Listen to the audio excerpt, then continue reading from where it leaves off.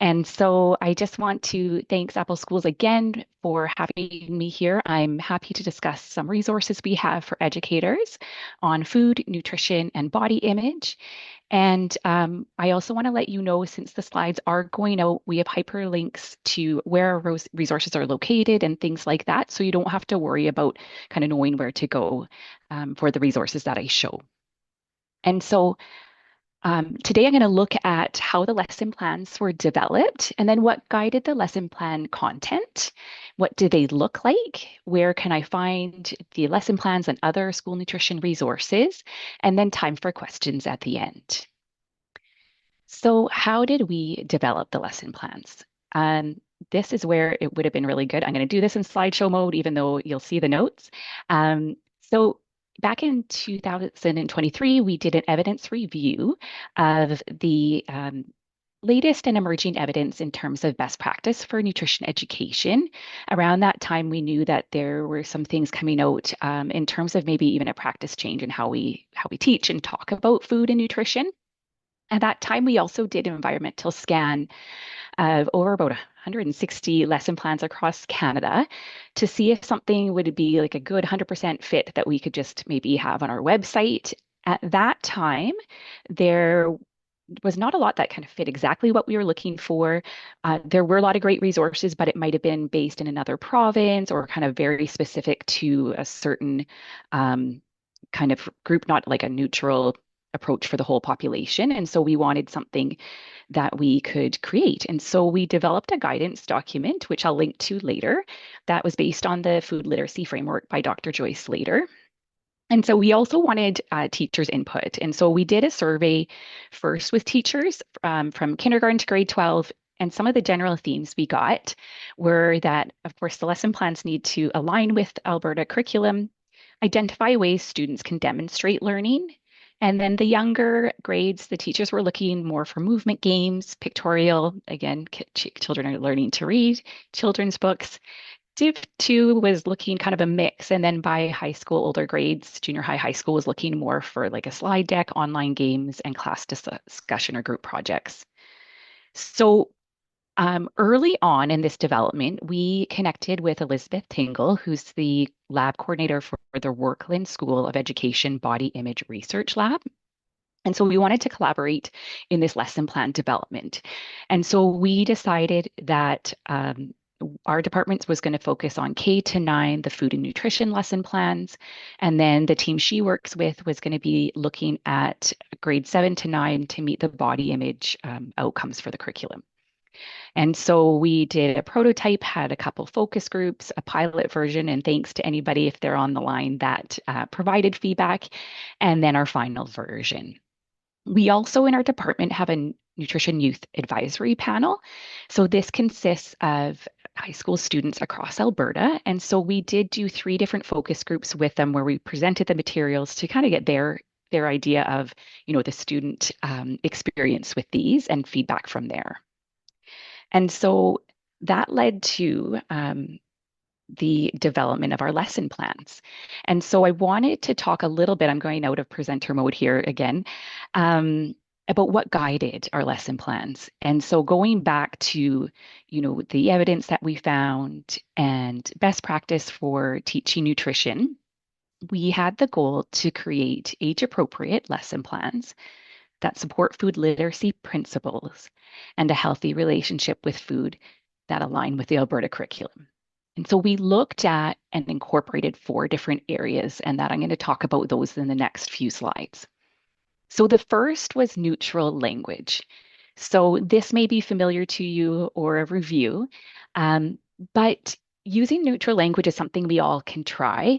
And what we learned, and this is a practice change for me as a dietitian and for a lot of people that, have been talking about food nutrition, so educators, in terms of the way we talk about food. So typically, traditionally, nutrition education, we wanted a simple, direct way to let people know what they should be eating and shouldn't be eating. And so often we labeled foods and categorized them according to the nutrients in them. So foods were either healthy or unhealthy. It might be good or bad. Junk food, there's so many different labels, clean food out there, all those different things that are pretty much saying the same thing. There's things you should focus on and things you shouldn't. The problem with this, there's a few things. First, we know from research it isn't working. We are not healthier than we used to be. The second thing is that it actually doesn't really explain the food. So kids aren't actually learning about the food itself. They're more learning about these categories. And then lastly, and probably one of the most key things is that it is too simplistic, especially for younger children. So for kids to understand the nuances between healthy and unhealthy or good and bad foods is something they really can't do. And so concepts like moderation of quote unquote bad food is very confusing because usually when they hear something's bad, they shouldn't be, engaged or doing that. Or the other things where it got confusing with food tied to behavior. So you behave well, then you get these foods that are bad for your body. And so it can get really confusing. And the other thing that kids often did is they internalized this information and started to feel bad about themselves if they were eating foods that were labeled as bad. And some kids, again, they don't have control of the foods that's in their household, might be feeling this on a daily basis. It leads to shame and guilt, not only in kids, but in adulthood this days, and can lead to unhealthy eating practices around an unhealthy relationship with food. And I know you guys had an excellent presentation by Nedic, which probably looked at that in more detail. And so instead of labeling foods, we want to focus on exploring and learning about food itself. We don't want to have any judgment around the food. And that's ultimately when we talk about neutral language, that's what it is. It's just taking the judgment out of it. It's not saying like, oh, now we should have a bunch of candy because we're keeping it neutral. It's just the way we talk about it, and it's just taking the any kind of judgment, whether it's praise or shame that comes with food. And then also seeing food as nourishment, not a reward or punishment that's attached to behavior. And so this is one area that we looked to incorporate in our lesson plans, and we're quite intentional about the way we teach nutrition. And this actually coincides with one of our goals, which is on the next slide, is food literacy is next. Before that, I do want to talk a little bit about how to use neutral language. But as a side note first, I do want to clarify because this often comes up in terms of categorization of foods in policy or for the food environment.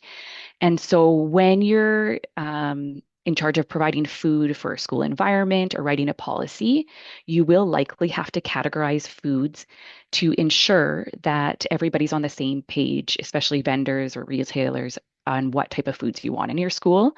So you might hear things like offer most often or offer sometimes. And that's different. When we're talking about neutral language and not categorizing food, we're talking about classroom education and that personal nutrition. So we don't want to translate what we would do in a policy into our classroom education. So how do you use neutral language? Maybe some of you are doing this already or really not sure. A couple things to consider. First, just call food by its name. So it's ice cream. It's not this special treat that can maybe elevate that food. Or it's not chips. It's chips, not junk food. The other thing is when you feel like you're about to categorize a food, instead describe the food with the sensory aspects. So, what does it taste like? What is the texture? What does it smell like? And research out of BC showed too that when foods actually were categorized as healthy, it was a bit of a turnoff, or students weren't actually more or less likely to choose that type of food. And it makes sense. So, if I said to you, hey, do you want to try this apple? It's healthy. Or I said to you, hey, do you want to try this apple? It's super crunchy and juicy and sweet. With that wording, you got to think about which one would you likely try. So not only is it explaining more about foods and telling a student more about it, it also just makes food in general more appealing when you kind of describe it in those ways with the sensory aspects. And then lastly, saving nutrition education for the classroom rather than meal times. And so, again, students aren't really, at the end of the day, responsible for their foods in their lunches. So, if we're going to be talking about nutrition, we don't want to be doing it while they're eating their foods. So, the next section I was going to look at was food literacy as part of our goal. And many of you might have heard this term. And like language literacy, it's something that's developed within school, within the home, and other locations. And it's kind of this lifelong journey in terms of, building on skills. So it's defined as a broad set of knowledge, skills, mindset, and behaviors about food and nutrition. But I like to describe it as a comprehensive approach to talking about food and nutrition rather than just focusing on the nutrients within them. And so to help explain that, I'm going to use an example of a tomato. And so if I traditionally was talking about tomatoes, we would identify that tomato is a fruit and that it's healthy based on the nutrients in that. We might talk a little bit about kind of those nutrients with the younger children, but that's about it. Maybe expand, but if it's healthy eating, that's what we really focus on. Where food literacy is going to look not only that it is a fruit and it does have some vitamins and minerals that are beneficial, but it grows on bushes and vines. It comes in a variety of colors. What does it taste like? And how is it used in different types of foods? Maybe there's some new foods that students haven't tried. So that kind of food exploration. And when foods are talked about, it's talked about what foods can do for our body in a positive framework. So it's not using kind of the negative, only focusing on the negative aspects of food or kind of that fear-based nutrition education. The same for older students, but you're looking in more detail.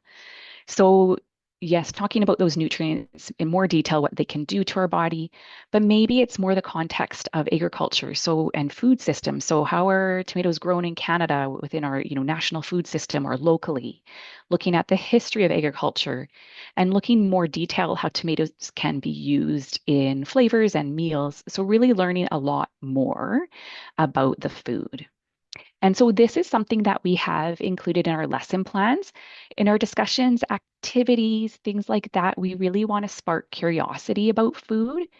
We also want to celebrate that there's not one way of a healthy eating pattern.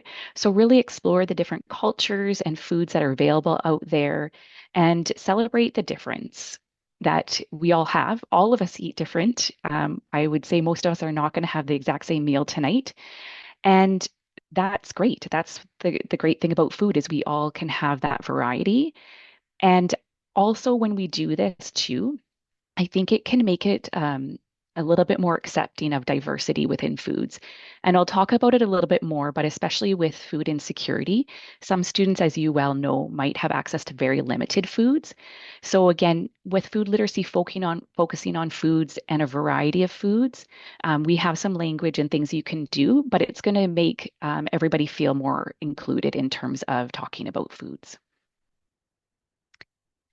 The other thing we wanted to consider was age appropriate nutrition education. And so, for kids to learn about food and integrate the knowledge into their life, uh, it really depends on age and cognitive development. And so, I'm not going to go into Piaget's theory. I have kind of the basics up here, but I just want to reiterate what I said before that those concrete thinkers, so under age 12, really black and white, do you find a lot of the education around nutrition very complex? So things like moderation, as I mentioned before, or even things like so chips are high in fat. They're not part of Canada's food guide, and it's not something we'd want on a daily basis. But avocados, which are also high in fat, are on Canada's food guide and have benefits for our body. So those type of things, if we're learning too young about, say, the differences in dietary fat, concepts like moderation, or kind of knowing all those nuances,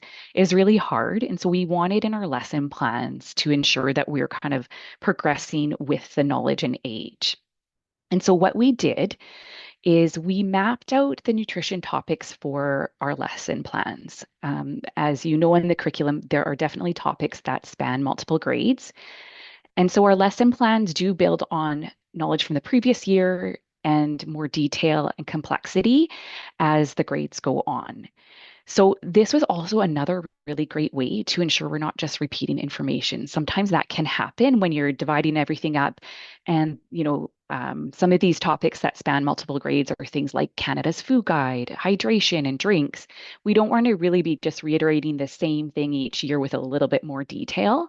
So that's one thing that we do can kind of say that our lesson plans are different and look at different aspects of those topics that span the grades.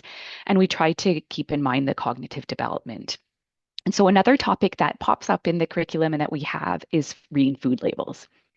So as an example, in grade one, the curriculum is more about food processing and how foods are kind of made, and that some foods come in cans or jars or packages and might be frozen, and that they have labels on them that explain to people what's in that package or what that food's all about.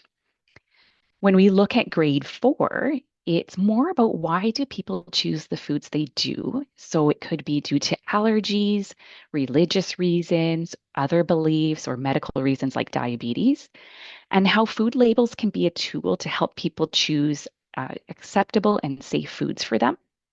And then moving on to grade seven and high school, it's going to go more in depth for kind of those requirements from, um, Canada in terms of what needs to be on the label for the nutrients, ingredients, and how you can maybe practice with that. They're also at an age where they are going to be likely choosing more of their own foods, where the early years really, if they're grocery shopping, they're not really choosing the foods and using food labels. So that's an example of over the years the knowledge progresses and looking at different aspects of the same topic. And then the last area we really wanted to look at was respecting the roles around parents and caregivers, students, and the school. So some of you might have heard of Ellen Satter's concept called the division of responsibilities. And it was designed for the home setting, but can apply to schools. So in the home, the adult or the parent and caregiver is responsible for what foods are offered, when they're offered, and where they're offered. And the child's role is really how much they eat at that specific time, what order they eat their food, or if they eat at all if they're not hungry. And research has shown when adults stick to their role and kids stick to their role, it allows for more positive mealtime experiences, more enjoyable, positive attitudes about foods, especially for kids. And the other thing it does that we're really trying to encourage with kids, most of us as adults have lost, is it allows them to really listen to their bodies of hunger and fullness. So we don't want them eating just because we told them what order. We don't want them eating because we think we know how much they should be eating. We want them to really be listening to their bodies rather than kind of trying to please somebody or kind of follow what they think they're supposed to be doing. So this can translate to schools. So, and this is just focusing on mealtime, not the kind of environment where foods are offered or sold. But at mealtime, it's really the parents that are responsible for what's in their lunch. So children aren't responsible for what's there. So commenting it or kind of talking about those foods, any concerns to a child's really not going to be helpful. And we don't want to have any distrust that their parents, so this is especially early years, that their parents aren't doing what's best for them. And older students, as they come in, again, it's really for them decide what they're going to purchase and eat at a mealtime. School comes in, so where and when. So scheduled breaks and kind of where they're going to eat within maybe a classroom, cafeteria, whatever that looks like. Being able to, if possible, to provide adequate time and no screen, so making it a more social setting and an enjoyable experience. That's kind of where that school comes in for those mealtime experience when the students are eating. The students decide if and how much they're going to eat at a specific time and what order. So many of you might not even be in the students. They might have, other supervision, or some of you might be involved at snack, and especially with the early years, really used to kind of telling kids what to have first or what order. So this may seem a little bit different, but just giving students that freedom and that kind of control over their food is really beneficial. And again, keeping in mind, even for older students, ultimately they're not responsible for the foods they're bringing. And so it isn't helpful to comment on them, especially in a negative way. And even positive comments. So this is kind of tricky, but what happens with positive comments? So, in the past might be, oh, your lunch looks really good and healthy. Look at that sandwich. That Again, the child might feel very pleased for themselves, which really has nothing to do with them, or the other child sitting next to them that doesn't have it can kind of inadvertently might feel embarrassment or a bit guilty in terms of what they're eating. So what we did in our lesson plans is that any worksheet, any group project or education was based on scenarios rather than personal food choices. And this was done on purpose for a couple of reasons. First, as I mentioned, students aren't responsible for their food choices from home. The adults are. So we don't want to analyze their foods and maybe feeling a bit embarrassed or maybe just making up things because they don't feel like they have enough variety compared to other students. And food insecurity, especially these days with the rise in cost of everything, is more of a reality to families that maybe even years ago might not have been facing food insecurity. And so we want to be sensitive to that. The other thing we know too is focusing on personal food choices might be triggering for students that are vulnerable to disordered eating or eating disorder because it gets this preoccupation and assessment of their own food choices. So, something to consider. And part of our goal is really to facilitate a healthy relationship with food.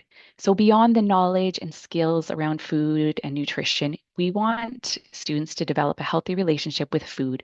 And that can look different for everyone, but often it includes enjoying food. We want students as they grow up and as adults to enjoy food, the taste, the social, the cultural aspects of food. We want them to notice and be able to respond to body signals of hunger and fullness, welcome foods without fear or guilt, and knowing that eating will change based on appetite, emotions, routines, and many other factors. And so this is part of our goal for lesson plans. Okay, how were the lesson plans developed? I'm just going to put it all up here. So the background information started in 2023, and they started with an evidence review. Shortly after that, a Canada-wide environmental scan was conducted, and they scanned for any sort of nutrition related food and nutrition related activity lesson plan, and they came up with about 160 options, which is a lot. So when I think of what that means, I think, okay, okay, how am I teaching this nutrition part for my grade 4 curriculum? And you look up some lesson plans. That is a lot of combing to go through to know which one would be appropriate. So what we found during that environmental scan was that none of them really spoke to what the needs, both cultural, traditional values of our province were. Some of them were commodity-based groups, so they might be developed by just a certain food company, which they have great resources, but it wasn't something that we could promote. So we went ahead to develop our own lesson plan with the help of teacher input. So we had surveys, we had a couple of different focus groups that provided tons of insight as to what those lesson plans could look like or should look like, what they should include. And then we piloted the draft of the lesson plans. Once the lesson plans were finalized, we piloted them again. So if you weren't part of that pilot process, but there are changes coming up, I'm going to give you a link where you can sign up. And whenever there's new lesson plans or new activities or something that we're looking at feedback on, you'll get the email and you'll be able to join us. And the more feedback we can get, the better. So we also had some feedback from NIAP, which is a nutrition youth an adolescent group, but it's a provincial group. And so it's made up of junior high students, and they also provided some feedback as well. So that is how, or part of how we developed it. So this next section, I want to move in to what the lesson plans look like. Was there anything in the chat box, though? I'm just going to take a quick pause that I need to address now, or can it wait till the end? Is it better to check now? I actually can't see, Sorry, so I I have apologize. sorry, I have O Canada going on. So, Okay. question was, do you have any advice for a parent who wants to advocate and address a school who utilizes screens during eating periods? I Yeah. understand they use screens due to lack of staff. However, students are not eating mindfully when they are watching TV. Yeah, absolutely. So we've had a lot of questions around that. So it is my understanding that it is that not a school board decision, it is at individual schools. We have had schools change over from using screens to not using screens. I can only say on personal, like within that happened within my daughter's school, and she did eat a lot more once the screen stopped. Again, she was in really young, kind of that grade one time. When you're advocating, so again, it's going to be up to the school. I hear number one is that it's the lack of staffing. And so um, that is a concern. But I know in talking to trustees or school boards, if we are paying for, lunch service, kind of reminding that, there is that payment or how that looks like, how can that translate to more, maybe more adults? So I think sometimes what my understanding of what happens is adults are popping into rooms because they don't have enough to maybe for one for each classroom. So advocating for that, I don't personally have a lot of information on that in terms of um, kind of the benefits or things like that. It's anecdotal. So I can't give you all these documents to take, but it is more that school individual kind of process. So it's something to talk to the principal about. So I apologize that I don't have a lot of like content you could just use. We do know though, as you mentioned, that watching screens does cause distracted eating, and often in the little ones a bit less eating. So they're actually just not eating because they're so distracted. So I know that's not a lot of help, but there is so I'm just going to leave it at that. I don't know if there's any questions to follow up that. There's another one in there, so I'll just read it Okay. off for you. Can we suggest food alternatives if there are options provided from the school? For example, a student with a bag of tacos for lunch, can we suggest a sandwich or something we have at the school? So they're choosing to buy. This is a tricky one. Um, this one, so typically, again, we say generally don't comment on people's foods by the time, especially for an older student choosing that. A better way to do that is in nutrition education or in the classrooms, focus on what you should do um, at a class level.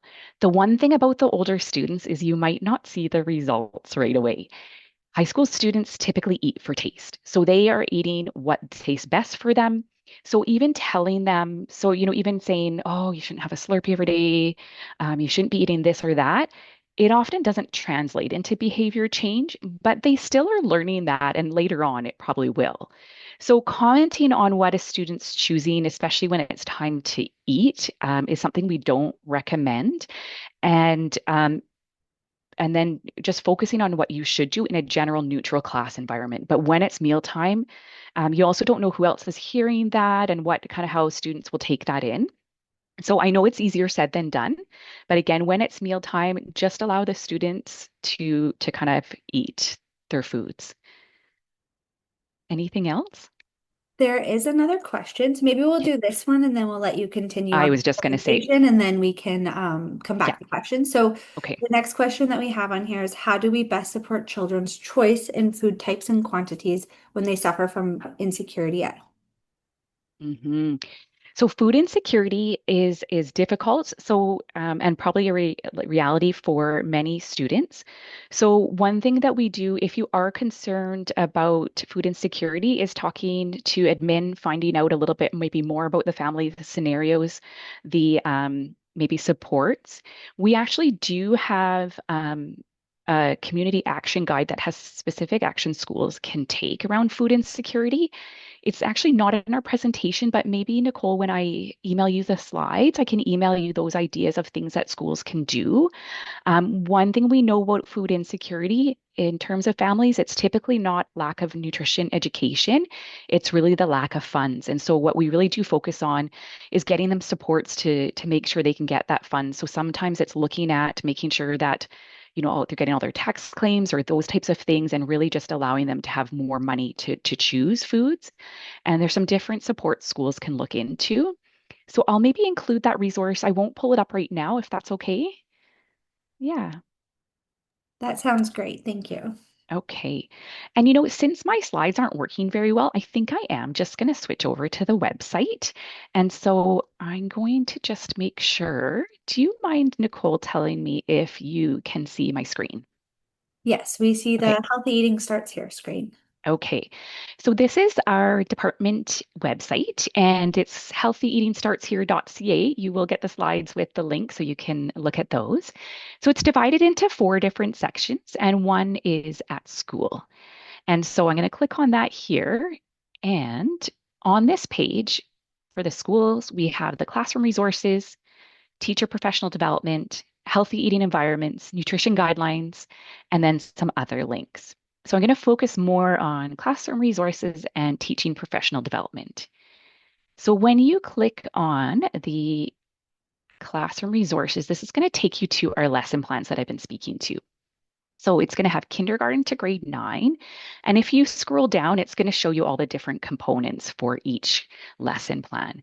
So when I refer to lesson plan as a whole, it might have a few activities in there, but we call the lesson plan that whole kind of unit.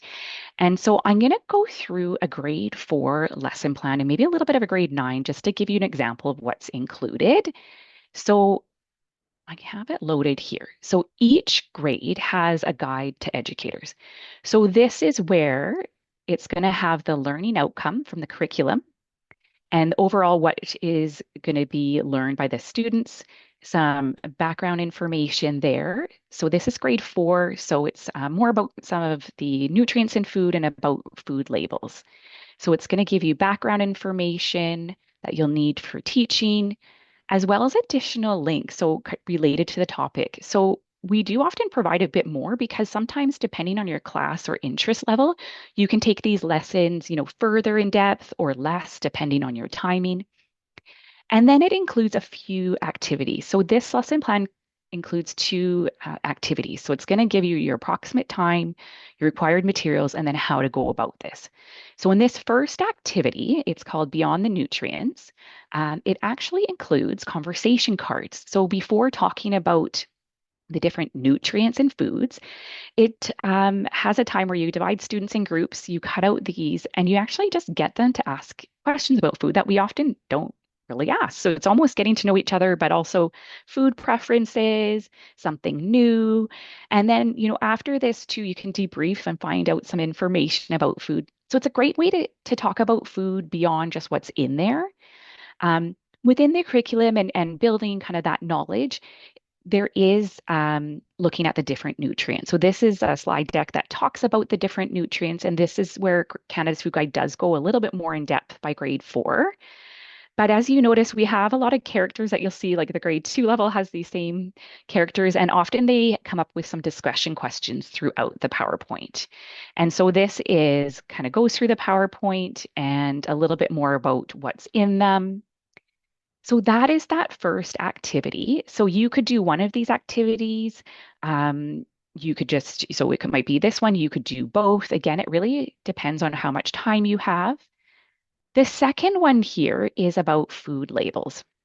And so this one has a slide deck where they have 2 detectives, Sarah and Frank, that are trying to find a snack for their team, but one of their team members has an allergy and one has a food restriction.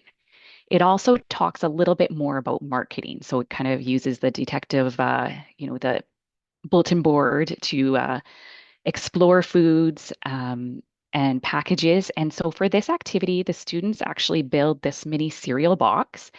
And then within the PowerPoint, they can use it to answer questions and explore food labels. So that's the other activity in the guide that comes with the grade 4. So again, if different choices, you might do that over a couple of days or however a teacher chooses. The other thing we have in our lesson plans is an extension. So if you want to take this the next step, we have other ideas. And then we also have an idea of how you can assess the knowledge. So that's something that we did hear from teachers, that they wanted some ideas of how to assess the knowledge. And then the last page for kindergarten to grade 6 include the CUSPs, the knowledge, understanding, skills, and procedures from the physical education and wellness curriculum. So most Pretty much all our lesson plans meet all the cusps, which is my understanding you need to meet those in order to have a student meet the outcome. So our lesson plans came out last spring, and so they are based, the junior high ones are based on the health and life skills curriculum. We are aware that this fall there is a draft junior high physical education and wellness curriculum. So we have looked at it and assessed our lesson plans according to it, and there's some things we can look at or some gaps. However, we've decided not to make any changes until that curriculum is finalized in case there's any things that changed from this draft curriculum. So it's something on our radar and that we're looking at. I know we're also working if a district is piloting or looking into those things, we can help out with that as well. But this is the last page of the educator's guide. So all the educator's guide for the grades are set up this way. I want to show you a junior high example. I'm not going to go through the guide to educators because they all pretty much look the same. But this grade 9 slide deck is about menu planning. And so again, we tried to make it a little bit more interactive and based on scenarios even for the teaching part. So rather than just going through the steps of menu planning, it's based on the scenario where basically students are having to plan a special event day for their school. And it still goes through all the steps, but it's really in that focus of how would you, plan and what are all the little things you have to figure out and how to create a grocery list and recipes, all those things for that event. And it eventually goes into discussion about different cultures and practices around foods. And this leads up to an assignment that a teacher may choose to do with students where they are basically going to create a menu and either a slide deck or poster looking at a cultural celebration meal for 8 to 12 guests. Has that creativity. You want to look at the cultural significance of foods, making sure it's balanced, having them to create a grocery list with all the kind of calculations, really up to the point of purchasing. So this is an example where we kind of have an assignment, and then again, that would be used to kind of to measure the learnings from that lesson plan. So that's a couple examples. I apologize here. So again, we got kindergarten to grade 9, and then we do have an evaluation at the end here. We would love your feedback. The other thing I wanted to point out on this lesson plan page is we've got the teacher background information. That goes into detail of really the things I was talking about at the beginning of the presentation. So, about age-appropriate nutrition, a healthy relationship with food, how to use neutral language, kind of those concepts. And then this second one here is that guidance document that we developed based on Dr. Joyce Slater's food literacy framework, overlapped with some other kind of evidence that we have to create our classroom resources. So if somebody was interested in developing some resources and wanted to kind of look at that we used with the Alberta curriculum, that is our guidance document. The other thing I wanted to mention is for the kindergarten to grade 9 lesson plans of food and nutrition, they're currently being translated into French. And so that is actually supposed to be finishing up pretty soon. And that is thanks to the Alberta Francophone Health Network that is doing that for us. We don't have exact control of when they will get on our website, but probably in the next month or two, you'll see the French versions of these lesson plans that can be used. I want to draw your attention to another aspect here. So from this teaching and learning, you can go to what's called our teaching and food nutrition website that's called Together for Health. And so what this website is where we pilot our resources before they end up on our final website. And what I want to point out right now is we have wonderful body image teaching and learning resources piloted. These were developed by the Workland School of Education's Body Image Research Lab. I mentioned them at the beginning that they did review our work and that they were focusing on these body image lesson plans. And so these are piloted right now. And I'm not going to go into a lot of detail about them, but they're grade, I wanted to show you grade 7. has a lot of different activities and information. And I don't know about you, but we've been hearing for years that having body image lesson plans that are based on best evidence and knowing it's not going to do any harm is something that's really been something that teachers are wanting, or they're not feeling comfortable with the approach. So the grade 7 is looking at media awareness. And I learned a lot, even if you're not going to be using that.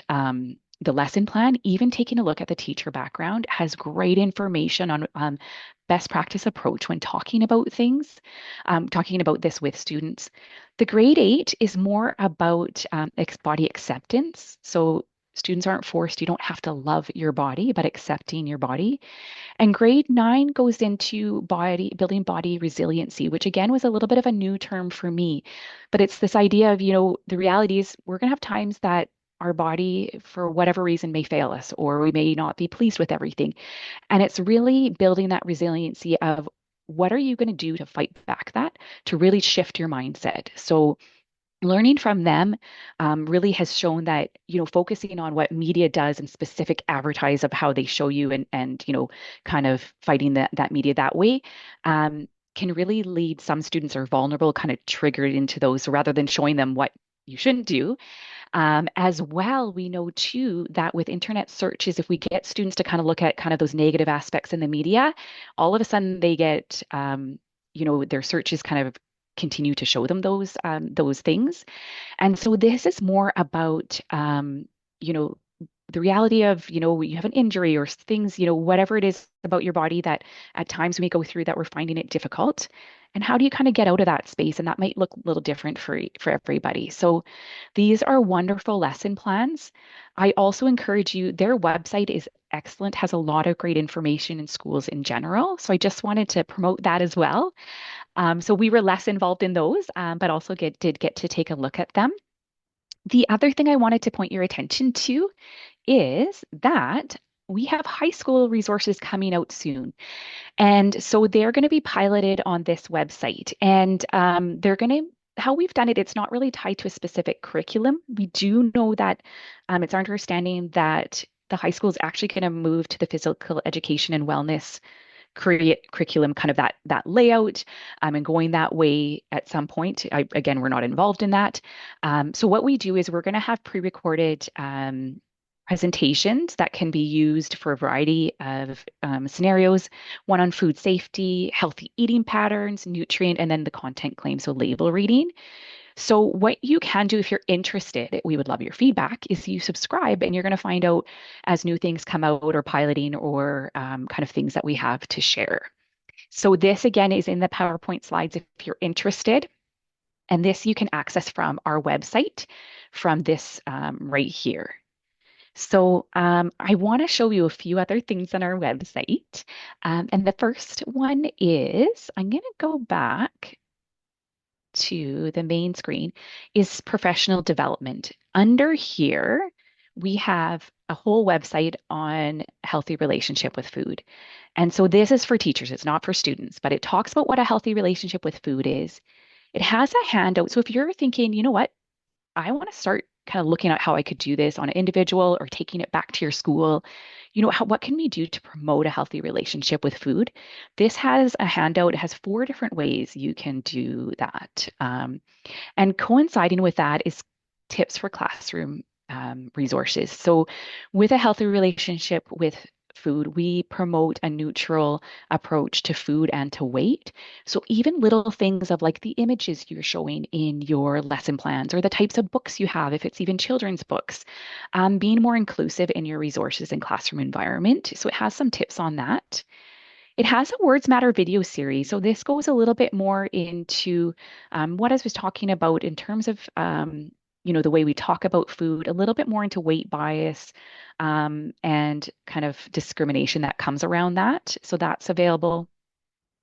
As well, we have a little bit more on weight bias and mental health and some excellent podcasts, and then information for developing policies that is more encompassing that in terms of promoting a healthy relationship with foods.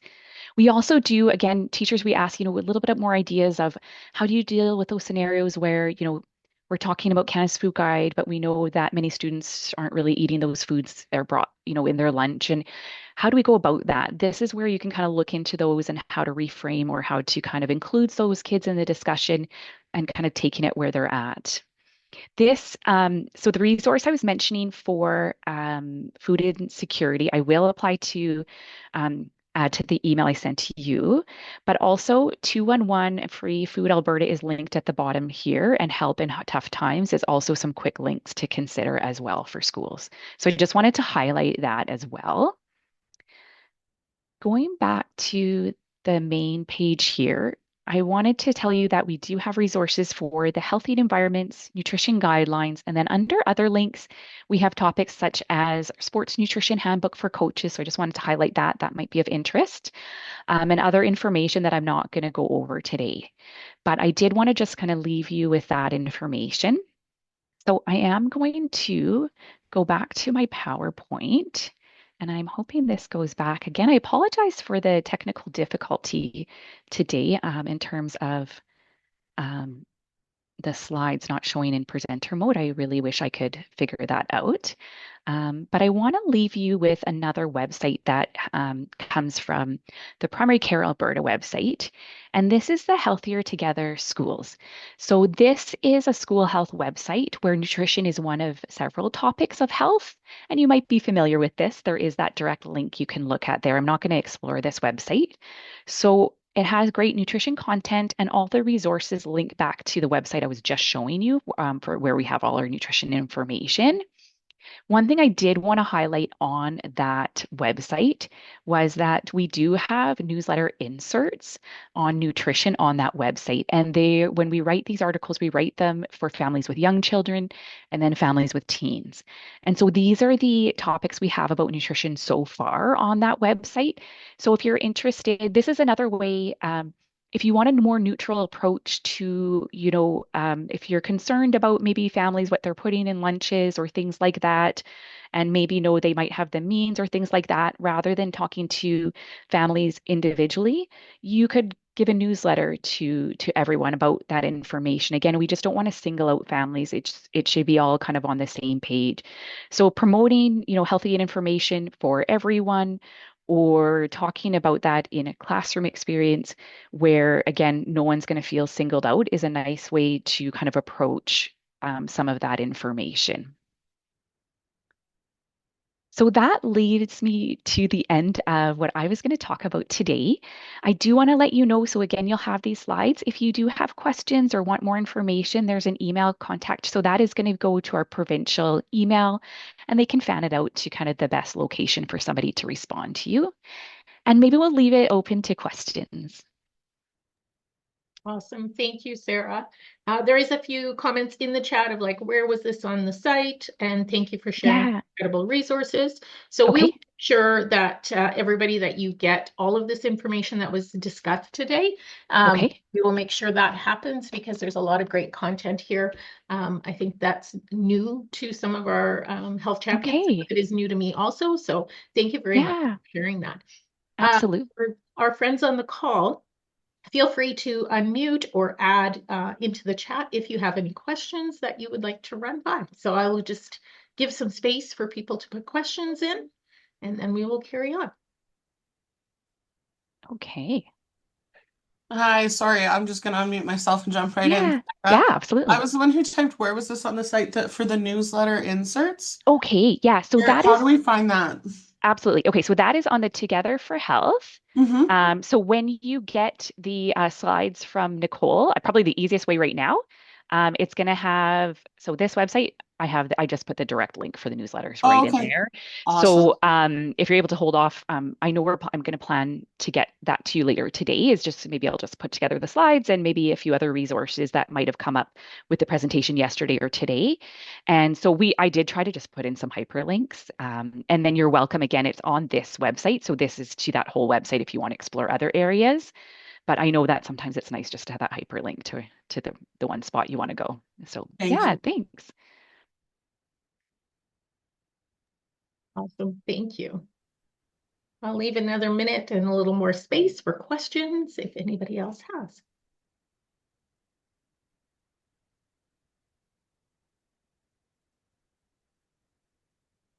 All right. I think the other Sorry, was there a Yeah, question? I just wanted to end, if this is kind of new information with you, it's new for all of us over the years. So this is quite a shift in practice, even as a dietitian and how I teach and talk about food. So you're not behind on the time. Like this is kind of an emerging area. And we're learning more of, maybe what is the best approach to teaching nutrition. And so it can take time. You may need to like I'd encourage if you have the time to look at that healthy relationship with food page, those podcasts for myself, just kind of hearing on a few different levels and ideas to kind of wrap your head around it, because it might be very different from what you're used to. And it may take you time to kind of, understand where it, kind of fully where we're coming from. So I just wanted to say that again, it's learning for all of us, including myself. Beautiful. I agree. All right. With that, it's Sarah. Thank you very much for your excellent presentation. We truly appreciate the time you take to prepare and share valuable tools with our schools. So thank you very, very much. I know for myself, I'm excited to continue to share information from Alberta Health Services with my cohort and some of the new things that I learned as well. Before we sign off today, I do have 4 quick updates for our schools. So the first is around our DPA module videos. So we have launched new instructional videos to support the activities in our DPA bins. Please note that these are not posted on our website, on our public website, but we did send those links out to the school health champions. So if you are not the school health champion and you've joined us today, please ask your school health champion for that link or email your school health mentor and we will make sure you get access to those videos. Additionally, we want to keep celebrating our recognition with 100 and being a 100 recipient this year. So please continue submitting your healthy school stories so we can showcase your hard work on social media. Plus, your school can win a great prize. We have an upcoming PD opportunity regarding the Play Builder program from Sport for Life. This is a digital platform that supports teachers in building year plans, unit plans, lesson plans around phys ed and creating high quality phys ed options in your school. So if you are a generous teacher or a specialist, please consider coming to that professional development. Watch your email as well and the Apple Slice for dates and more information regarding this Play Builder tool, but it is definitely a great way to support physical education in your schools. And finally, we will be sending out an evaluation on today's professional development along with the recordings and any additional resources. So please stay tuned to your inbox. They will be coming to you shortly. Finally, we are always here to help as your school health mentors, so please reach out to us. We are here to help you navigate the work that you're doing in your school. So this wraps up our official presentation. We will stay on the line as a team to answer any questions that you may have that are still burning for you or needed some additional information. Other than that, it is 9:08. We will give you the gift of time for 5 more minutes as you roll into your busy day. And we just really want to thank you again for coming and enjoy the rest of your day. Bye for now, everybody.